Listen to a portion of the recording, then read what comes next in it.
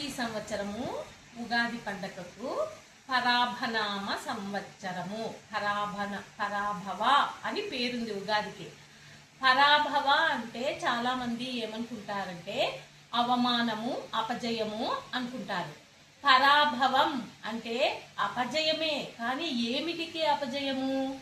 మనం చేసే చెడు పనులకు మనకేమన్నా దుష్ఫలితాలు కలుగుతాయే, వాటికి పరాభవం కలిగి మనకు మంచి కలుగుతుంది అని మనం పాజిటివ్గా అర్థం చేసుకోవాలి.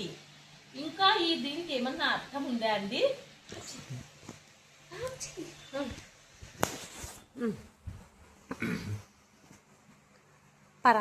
పరాభవ అంటే పరాభట్టారిక లలితాదేవి.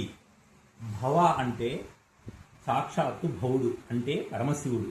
అంటే ఈ సంవత్సరము ఆది దంపతులైన పార్వతీ పరమేశ్వరుల సామరస్య స్వరూపముతో తమ బిడ్డను రక్షిస్తారని అర్థము. సర్వే జనా సుఖినో భవంతు.